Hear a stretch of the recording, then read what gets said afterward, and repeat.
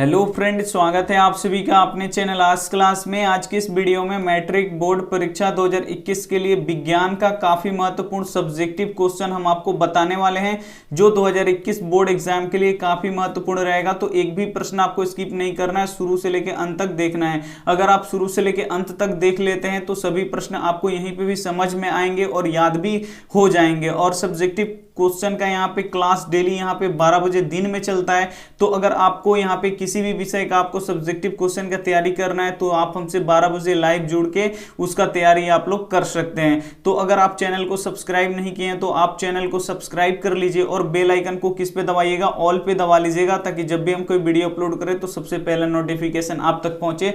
तो आइए शुरू करते हैं यहाँ पे पहले नंबर प्रश्न से। और पहला प्रश्न यहाँ पे देखिए, लघु पथन से आप क्या समझते हैं। और इस पार्ट में जितने भी हम ऑब्जेक्टिव प्रश्न आपको करवाएंगे वो काफी ही महत्वपूर्ण रहेगा 2021 बोर्ड एग्जाम के लिए।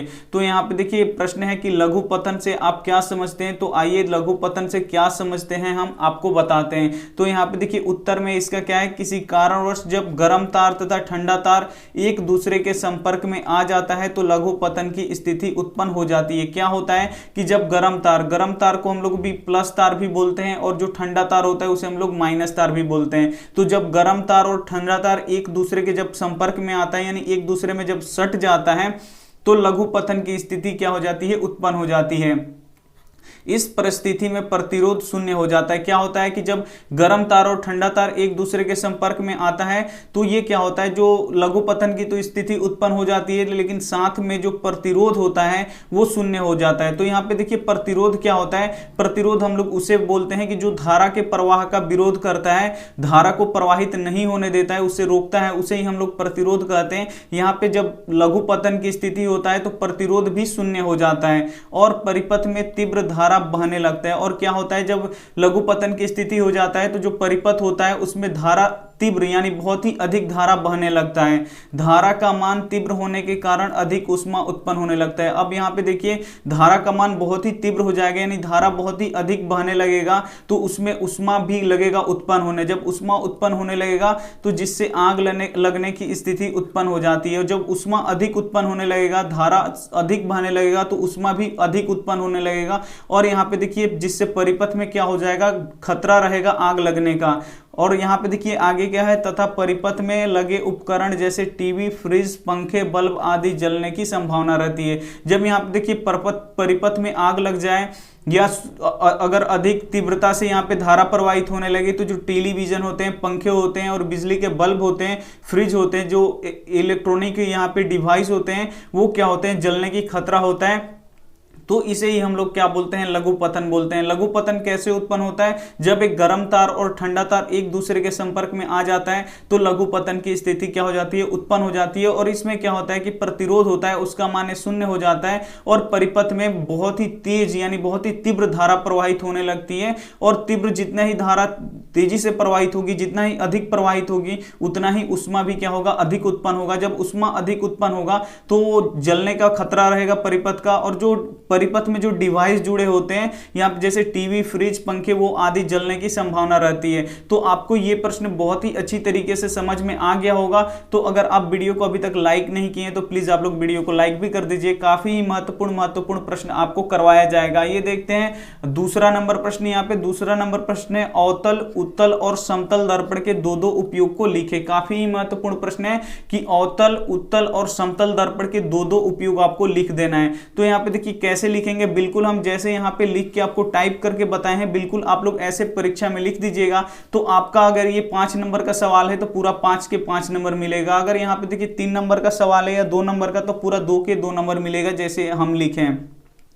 तो बिल्कुल आपको परीक्षा में बिल्कुल ऐसे ही लिखना है जैसे हम यहाँ पे लिखे हैं। तो यहाँ पे देखिए सबसे पहले अवतल यहाँ पे दिया है, अवतल दर्पण। तो सबसे पहले हम अवतल दर्पण के 2 उपयोग जानेंगे। तो यहाँ पे लिखेंगे ऊपर में कि अवतल दर्पण के 2 उपयोग निम्नलिखित हैं। तो ऐसे ही आपको बोर्ड एग्जाम में भी लिखना है। तो अवतल दर्पण के 2 उपयोग निम्नलिखित है। तो हम यहाँ पे देखिए अवतल दर्पण के उपयोग निम्नलिखित है। तो यहाँ पे देखिए दो ही पूछा है, लेकिन हम यहाँ पे एक एक्स्ट्रा दिए हैं। तो एक्स्ट्रा इसीलिए दिए हैं कि अगर आप एक भूल भी जाइएगा तो दूसरा आपको याद रहेगा, इसीलिए आप लोग दो दिया है तो दो ही आप लोग मत याद कीजिए, उससे भी ज्यादा आप लोग याद कर सकते हैं। अगर एक दो आप भूल भी गए तो यहाँ पे जो बाकी रहेगा वो आपको याद रहेगा। अगर इसमें तीन है तो एक भूल भी जाते हैं तो दो आपको याद रहेगा। अगर दो पूछेगा परीक्षा में तो आप आसानी से उसे बता सकते हैं। तो अवतल दर्पण का उपयोग निम्नलिखित है। तो आइए समझते हैं कि अवतल दर्पण का प्रयोग कहां कहां पे होता है। पहला यहाँ पे देखिए दाढ़ी बनाने में अवतल दर्पण का उपयोग होता है। दाढ़ी बनाने में अवतल दर्पण का प्रयोग होता है या हजामत बनाने में अवतल दर्पण का प्रयोग होता है। क्यों होता है? क्योंकि जो अवतल दर्पण होता है वो किसी भी वस्तु का बड़ा प्रतिबिंब बनाता है, इसीलिए दाढ़ी और हजामत बनाने में किस दर्पण का प्रयोग किया जाता है? तो अवतल दर्पण का उपयोग किया जाता है। दूसरा देखिए यहाँ पे प्रयोग है मोटर गाड़ी के अग्रदीप में अवतल दर्पण का प्रयोग किया जाता है। जो मोटर गाड़ी होती है उसके जो अग्रदीप, अग्रदीप का मतलब क्या होता है? जो उसका हेडलाइट होता है, जिससे यहाँ पे रात में गाड़ी चलाया जाता है तो उसका दो लाइट होता है, हेडलाइट, वही है इसका हेडलाइट। उसी हेडलाइट में क्या होता है? अवतल दर्पण का प्रयोग होता है। तो ये भी प्रश्न, ये भी काफी महत्वपूर्ण है, उदाहरण इसका अवतल दर्पण का। और तीसरा देख लीजिए, अवतल दर्पण का उपयोग डॉक्टरी क्षेत्रों में भी किया जाता है। जो अवतल दर्पण होता है उसका उपयोग यहाँ पे कान, गले या नाक में कहीं भी आपको दिक्कत हो तो डॉक्टर क्या करते थे कि अवतल दर्पण से उसमें फोकस डालते थे, बल्ब के सामने खड़े होकर वहां से देखते थे, उसमें से बल्ब पे क्या होता था कि ये मान लीजिए ये बल्ब है और ये डॉक्टर साहब हैं और यहाँ पे आप हैं, तो यहाँ पे देखिए ये सर पे क्या कर लेते थे? अवतल दर्पण यहाँ पे लगा बांध लेते थे, तो बल्ब से प्रकाश अवतल दर्पण पे टकराता था और यहाँ से आपके डायरेक्ट मुंह में प्रकाश जाता था। तो उससे वो लोग आसानी से वो देख सकते थे कि अंदर आपके दांत में या गले में कोई दिक्कत है, तो वो आसानी से पता लगा सकते थे, तेज रोशनी जाता था। तो अवतल दर्पण का उपयोग हम लोग डॉक्टरी क्षेत्र में भी करते हैं। आइए देखते हैं अगला, अब यहाँ पे उत्तल दर्पण का उपयोग देखते हैं। तो उत्तल दर्पण का उपयोग पहला देखिए मोटर गाड़ी के साइड मिरर के रूप में। यहाँ पे देखिए उत्तल दर्पण का उपयोग हम कहां पे करते हैं? तो मोटर गाड़ी होता है उसके जो साइड में जो मिरर होता है उसमें करते हैं। तो साइड मिरर के रूप में क्यों करते हैं उत्तल दर्पण का उपयोग? क्योंकि ये क्या करता है? दर्पण किसी भी वस्तु का छोटा प्रतिबिंब बना के दिखाई देता है, और ये जो साइड मिरर होता है वो ड्राइवर के ठीक बगल में होता है। तो ड्राइवर क्या करता है, जो पीछे से गाड़ियां आती हैं उनको ये देखता है उसी दर्पण में, क्योंकि जो भी बड़ी बड़ी गाड़ियां होती है उसका छोटा छोटा प्रतिबिंब बना के उत्तल यहाँ पे जो साइड मिरर में रहता है उसमें क्या होता है? दिखाई देता है। दूसरा यहाँ पे देख लीजिए, किसी भी वस्तु का छोटा सीधा प्रतिबिंब बनाने में किया जाता है। और अवतल दर्पण का दूसरा प्रयोग क्या है? अगर किसी वस्तु को आपको छोटा प्रतिबिंब बनाना है और सीधा प्रतिबिंब बनाना है तो आप क्या कर सकते हैं? यहाँ पे उत्तल दर्पण का प्रयोग कर सकते हैं। तीसरा देखिए यहाँ पे उपयोग किरणों को अपसरित करने के लिए। यहाँ पे बताना है कि यहाँ पे क्या होगा कि उत्तल दर्पण का उपयोग क्या करेंगे? जो किरणें होंगी उसको अभिसरित करने के लिए यहाँ पे कर सकते हैं। यहाँ पे अभिसारी होगा, सॉरी यहाँ पे थोड़ा सा ये हो गया, यहाँ पे किरणों को अभिसारित करने के लिए, यहाँ पे किरणों को अभिसारित करने के लिए भी क्या होता है? उत्तल दर्पण का उपयोग होता है। और देख लीजिए यहाँ पे समतल दर्पण का उपयोग। समतल दर्पण का उपयोग हम कहाँ पे करेंगे? सोलर कुकर के परावर्तक सतह के रूप में किया जाता है। जो सोलर कुकर होता है उसके जो परावर्तक सतह होता है उस पर हम किस दर्पण का प्रयोग करते हैं? तो समतल दर्पण का प्रयोग करते हैं। और दूसरा इसका जान लीजिए, समतल दर्पण का उपयोग चेहरा देखने में भी किया जाता है। जो समतल दर्पण होता है उसका उपयोग हम कहाँ पे करते हैं? तो चेहरा देखने में भी करते हैं। तो ये प्रश्न आपको आसानी से समझ में आ गया होगा। तो आइए देखते हैं अगला प्रश्न। यहाँ पे अगला प्रश्न यहाँ पे देखिए 3 नंबर प्रश्न है। यहाँ पे विद्युत धारा की प्रबलता की परिभाषा दें। यहाँ पे आपको विद्युत धारा की प्रबलता की यहाँ पे परिभाषा देना है। तो आइए इसका परिभाषा क्या होता है समझते हैं। किसी चालक तार से प्रति सेकंड प्रवाहित होने वाले आवेश को विद्युत धारा की प्रबलता कहते हैं। यहाँ पे देखिए क्या बोला गया है कि किसी चालक तार से प्रति सेकंड प्रवाहित होने वाले आवेश को क्या बोला जाता है? विद्युत धारा की प्रबलता बोला जाता है। यदि जिसकी प्रवाहित आवेश सबसे अधिक होगी वो क्या होगा? उसकी विद्युत धारा की प्रबलता सबसे अधिक होगी। यानी प्रति सेकंड अगर आवेश ज्यादा प्रवाहित होगा तो प्रबलता धारा का उतना ही अधिक होगा, और प्रति सेकंड यहाँ पे आवेश कम प्रवाहित होगा तो उसकी प्रबलता क्या होगी? कम होगी। तो यहाँ पे देखिए आगे क्या है, अगर किसी चालक तार t सेकंड में q आवेश प्रवाहित करता है तो विद्युत धारा की प्रबलता का यहाँ पे फॉर्मूला क्या बनता है? I = Q/T। ये भी आपको पता होना चाहिए कि अगर किसी चालक तार t सेकंड में, क्या बोल रहे हैं यहाँ पे, t सेकंड में q आवेश प्रवाहित करता है तो विद्युत धारा की प्रबलता का फॉर्मूला यहाँ पे क्या बनता है? यहाँ पे I = यहाँ पे बनता है Q/T। तो ये भी आपको पता होना चाहिए। आगे देखिए कुछ इंपॉर्टेंट पॉइंट है। यहाँ पे विद्युत धारा को A मीटर से मापा जाता है। जो विद्युत धारा होती है जो विद्युत धारा होता है उसे किससे मापा जाता है, ए मीटर से या आमीटर से मापा जाता है। और विद्युत धारा का एसआई मात्रक क्या होता है, ये भी पूछता है कि विद्युत धारा का एसआई मात्रक बताइए। तो विद्युत धारा का एसआई मात्रक क्या होता है, एम्पियर होता है। तो साथ में आपको ये भी पता होना चाहिए। उम्मीद करते हैं ये भी प्रश्न आपको समझ में आ गया होगा अच्छी तरीके से। तो आइए देखते हैं अगला प्रश्न यहाँ पे। अगला प्रश्न यहाँ पे देखिए है 4 नंबर। 4 नंबर प्रश्न काफी महत्वपूर्ण है। क्या श्वसन एक ऊष्माक्षेपी अभिक्रिया है, इसे स्पष्ट करें। यहाँ पे आपको बताना है कि जो श्वसन है एक वो ऊष्माक्षेपी यानी श्वसन की क्रिया से ऊर्जा का उत्सर्जन होता है, यही आपको क्या करना है, स्पष्ट कर देना है। तो आइए इसका उत्तर देखते हैं। यहाँ पे सभी वस्तुओं को जीवित रहने के लिए ऊर्जा की आवश्यकता होती है। सही बात है कि सभी वस्तुओं को अगर जीवित रहना है तो उसे ऊर्जा की आवश्यकता है। यह ऊर्जा हमें भोजन से मिलता है। जो ऊर्जा हमें जीवित रहने के लिए मिलता है वो कहां से मिलता है, तो भोजन से मिलता है।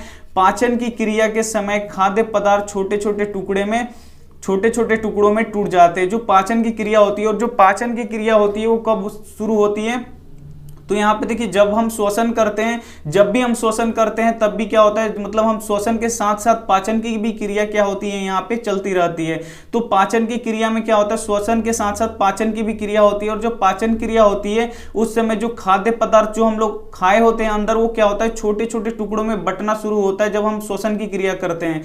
जैसे यहाँ पे देखिए आलू, चावल, ब्रेड कार्बोहाइड्रेट होता है, में कार्बोहाइड्रेट होता है। जैसे यहाँ पे देखिए आलू, चावल, ब्रेड अगर हम खाए तो उसमें क्या होगा, कार्बोहाइड्रेट होगा। इस कार्बोहाइड्रेट को टूटकर, मतलब जो कार्बोहाइड्रेट है वो टूटकर किस में बदल जाता है, यहाँ पे ग्लूकोज में परिवर्तित हो जाता है। जो अगर हम यहाँ पे देखिए अगर आलू खा लिए, चावल खा लिए, ब्रेड खा लिए, इसमें क्या होता है, कार्बोहाइड्रेट होता है। ये क्या होता है कि पाचन की क्रिया में जो कार्बोहाइड्रेट होता है वो क्या होता है, टूट के और क्या बन जाता है, यहाँ पे ग्लूकोज में परिवर्तित होता है। और ग्लूकोज से हमारे शरीर की कोशिकाओं में स्थित ऑक्सीजन से मिलकर हमें ऊर्जा प्रदान करता है। और ये जो ग्लूकोज हमें मिलता है कार्बोहाइड्रेट से, ये क्या होता है, ग्लूकोज हमारे जो शरीर है, शरीर की कोशिकाएं हैं, उसमें स्थित होता है ऑक्सीजन। तो ऑक्सीजन से ये संपर्क करके अभिक्रिया करके हमें क्या करता है, ये ऊर्जा उत्सर्जन करता है और यही ऊर्जा हमें मिलता है।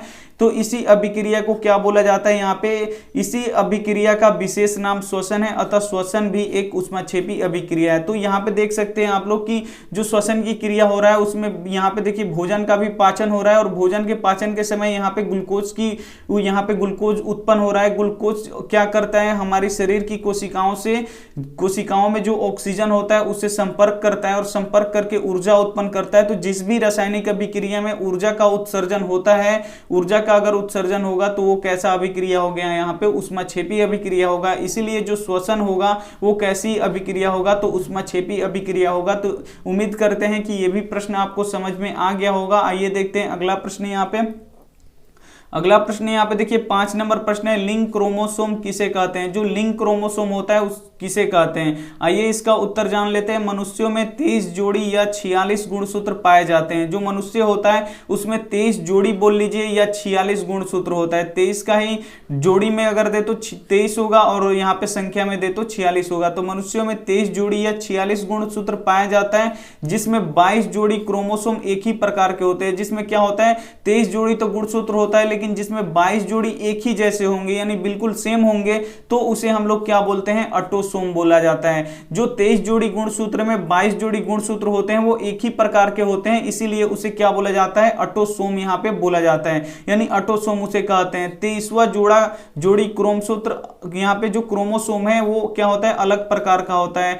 22 जोड़े तो यहाँ पे सेम होते हैं, लेकिन जो 23वां जोड़ा गुणसूत्र होता है वो अलग होता है। 23वां जोड़ी गुणसूत्र यहाँ पे क्या होता है, क्रोमोसोम यानी अलग प्रकार के होते हैं, जिससे हम लोग लिंग क्रोमोसोम कहते हैं। और जो 23वां यहाँ पे गुणसूत्र होता है या क्रोमोसोम होते हैं वो क्या होते हैं, यहाँ पे वो अलग होते हैं। इसे ही हम लोग क्या बोलते हैं, लिंग क्रोमोसोम, यानी लिंग का निर्धारण करने वाला ये क्या होता है, 23वां ही गुणसूत्र होता है। यह 2 प्रकार के होते हैं। जो यहाँ पे जो क्रोमोसोम होते हैं यानी जो गुणसूत्र होते हैं वो 2 प्रकार के होते हैं, एक एक्स होता है और एक क्या होता है, वाई होता है। एक्स क्रोमोसोम लंबा और छड़ के आकार का होता है। जो एक्स क्रोमोसोम होता है वो लंबा होता है और छड़ के आकार का होता है, और वाई क्रोमोसोम अपेक्षाकृत बहुत छोटा होता है, और जो वाई क्रोमोसोम होता है वो अपेक्षाकृत बहुत ही छोटा होता है। स्त्रियों में यहाँ पे देख लीजिए काफी महत्वपूर्ण पॉइंट है, और ये ऑब्जेक्टिव प्रश्न आता है कि स्त्रियों में XX क्रोमोसोम पाया जाता है, यानी स्त्रियों में XX गुणसूत्र। क्रोमोसोम का मतलब क्या हुआ यहाँ पे गुणसूत्र, तो स्त्रियों में यहाँ पे XX गुणसूत्र पाया जाता है, और पुरुषों में क्या पाया जाता है यहाँ पे XY क्रोमोसोम यानी XY गुणसूत्र पाया जाता है। एक बार इसे फिर से समझ लीजिए कि मनुष्यों में लिंग क्रोमोसोम किसे कहते हैं, तो मनुष्यों में यहाँ पे देखिए 23 जोड़ी या 46 गुणसूत्र पाया जाता है, जिसमें यहाँ पे देखिए 22 जोड़ी जो क्रोमोसोम यानी गुणसूत्र होते हैं वो एक ही प्रकार के होते हैं, जिसे हम लोग क्या बोलते हैं, ऑटोसोम बोलते हैं। और जो 23वां जोड़ी क्रोमोसोम या गुणसूत्र होता है वो अलग प्रकार का होता है, जिसे हम लोग क्या बोलते हैं यहाँ पे लिंग क्रोमोसोम कहते हैं। यही पूछा है कि यहाँ पे लिंग क्रोमोसोम किसे कहते हैं, तो जो 23वां जोड़ी गुणसूत्र होता है वो अलग प्रकार का होता है, उसे ही हम लोग क्या बोलते हैं यहाँ पे लिंग क्रोमोसोम बोलते हैं। क्रोमोसोम यहाँ पे कितने प्रकार के होते हैं, 2 प्रकार के, एक एक्स होता है और एक क्या होता है वाई। जो एक्स क्रोमोसोम होता है वो लंबा और छड़ के आकार का होता है, और यहाँ पे देखिए जो वाई क्रोमोसोम होता है वो एक्स के अपेक्षाकृत क्या होता है, छोटा होता है। स्त्रियों में क्या पाया जाता है, XX गुणसूत्र पाया जाता है, और पुरुषों में क्या पाया जाता है, XY गुणसूत्र पाया जाता है। तो उम्मीद करते हैं ये भी आपको समझ में आ गया होगा। आइए देखते हैं अगला प्रश्न यहाँ पे, और अंतिम प्रश्न यहाँ पे। अंतिम प्रश्न यहाँ पे देखिए 6 नंबर प्रश्न है, कचरा प्रबंधन कैसे किया जाता है। जो कचरा होता है उसका प्रबंधन कैसे किया जाता है आपको बताना है। तो आइए इसका उत्तर जान लेते हैं कि कचरा का प्रबंधन कैसे किया जाता है। तो कचरे को एक जगह एकत्रित कर उसका वैज्ञानिक तरीकों से समुचित निपटारा करने को कचरा प्रबंधन कहते हैं। यहाँ पे देखिए कचरे को क्या कीजिए, एक जगह पे यहाँ पे एकत्रित कर लीजिए यानी इकट्ठा कर लीजिए। उसके बाद वैज्ञानिक तरीके यानी जो रिसाइकिल लायक है यानी जिसे हम पुनः उपयोग करने लायक है, तो उसका कंपनी में भेज के उसे पुनः यानी उपयोग करने के लिए उसे बना लिया जाए, या जो यहाँ पे उसका पुनर्उपयोग नहीं है उसका क्या कर दिया जाए, किसी गड्ढा खोन के उसमें डाल के दबा दिया जाए, या शहर से बाहर ले जाके उसे जला दिया जाए, यानी कचरा का निपटारा कर दिया जाए। तो उसे ही हम लोग क्या बोलते हैं, कचरा प्रबंधन बोलते हैं यहाँ पे। और आगे देखिए क्या है, भीड़ भाड़ वाले स्थानों पर एक कचरे का, यहाँ पे देखिए भीड़ भाड़ स्थानों पर कचरे को एकत्रित करने के लिए बड़ी बड़ी धानियां होनी चाहिए, यानी जो कचरे को एकत्रित करने वाली जो डब्बे होती हैं उसे धानियां बोले जाते हैं। तो भीड़ भाड़ वाले स्थान में क्या करना चाहिए कि जो कचरे की डब्बा होती है तो बड़ा बड़ा लगा के उसमें कचरे को क्या करना चाहिए, एकत्रित करना चाहिए, तथा कचरे को एकत्रित करके उसे शहर से बाहर जला देना चाहिए। और क्या करना चाहिए कि जो कचरा एकत्रित हो उसे शहर से बाहर ले जाके उसे जला देना चाहिए या गड्ढा भर देनी चाहिए। इसी प्रकार से कचरा का प्रबंधन किया जाता है। या तो क्या कीजिए, जो बड़ी बड़ी धानियां में जो कचरे एकत्रित हो जाते हैं उसे क्या करिए, शहर से बाहर ले जाके जला दीजिए, या गड्ढे में खोद कर, गड्ढा खोदकर या गड्ढा खाली है वहां पे डाल के उसे क्या कर देना चाहिए, भर देना चाहिए। तो इसी प्रकार से कचरे का यहाँ पे प्रबंधन होता है। अगर वीडियो अच्छी लगी हो तो वीडियो को आप लोग जरूर लाइक कर दीजिएगा, अपने दोस्तों के पास इस वीडियो को जरूर शेयर कीजिएगा। चैनल को अभी तक आप सब्सक्राइब नहीं किए तो चैनल को सब्सक्राइब भी कर लीजिएगा। और यहाँ पे जो शाम 5 बजे वाली क्लास होती है और उसको क्या कर दिया गया है, टाइम बदल के यहाँ पे 6 बजे कर दिया गया है, और 8 बजे यहाँ पे क्या होता है, क्रैश कोर्स होता है। तो ये भी क्लास में आपको आना जरूरी है। तो यहाँ पे देखिए एक क्लास 6 बजे चलता है, एक क्लास 8 बजे चलता है, और यहाँ पे 8 बजे वाला में क्रैश कोर्स चलता है, और एक 5 बजे सुबह में चलता है। तो 5 बजे सुबह वाला में हम लोग प्रैक्टिस सेट यानी जिसे हम लोग मॉडल पेपर भी बोलते हैं, वो एक मॉडल सेट डेली आपको कराया जाता है। और यहाँ पे देखिए एक 12 बजे भी क्लास चलता है। जो 12 बजे वाला क्लास चलता है वो सब्जेक्टिव का क्लास चलता है। तो इन चारों क्लास में आपको आना बिल्कुल जरूरी है। अगर ये चारों क्लास आप लोग देख लेते हैं तो काफी बोर्ड में अच्छा मार्क्स आप लोग ला सकते हैं। तो चैनल को सब्सक्राइब नहीं किए तो चैनल को सब्सक्राइब भी कर लीजिएगा। एक बार फिर बोलते हैं थैंक यू फॉर वॉचिंग। मिलते हैं अगले वीडियो में, तब तक अपना ध्यान रखिए, मन लगा के पढ़ाई कीजिए। Take care and bye.